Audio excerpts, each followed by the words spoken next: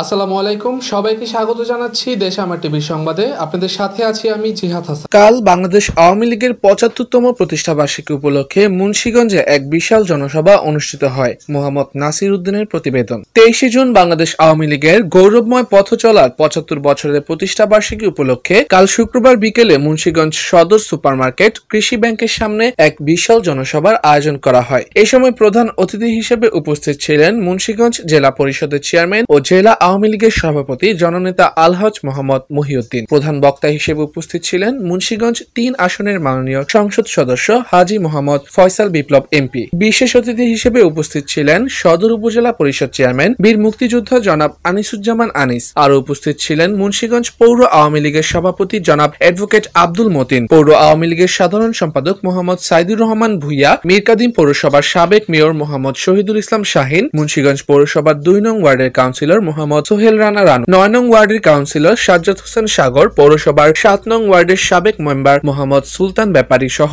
আরো অনেকে। অনুষ্ঠানে সভাপতিত্ব করেন সদর উপজেলা আওয়ামী লীগের সভাপতি ও চরগেওয়ার ইউনিয়ন পরিষদ চেয়ারম্যান হাজী মোহাম্মদ আফসার উদ্দিন ভুইয়া। সঞ্চালনায় ছিলেন সদর উপজেলা আওয়ামী লীগের সাধারণ সম্পাদক অ্যাডভোকেট শামসুল কবির। এই সময় উপস্থিত নেতৃবৃন্দরা শান্তি শৃঙ্খলার আহ্বান জানিয়ে গুরুত্বপূর্ণ বক্তব্য রাখেন। আজকে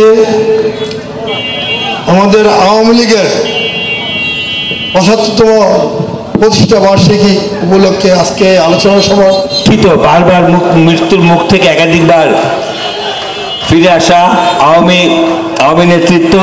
রোজ গার্ডেনে ১৯৪৯ সালে এই আওয়ামী লীগ প্রতিষ্ঠিত হয়। রোজ গার্ডেনে জাতির বঙ্গবন্ধু এই আওয়ামী লীগের নেতৃত্ব এই দেশটা স্বাধীন করে।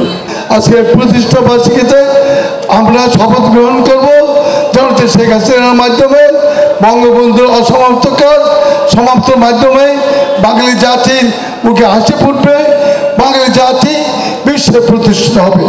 সবাইকে ধন্যবাদ। জয় বাংলা, জয় বঙ্গবন্ধু।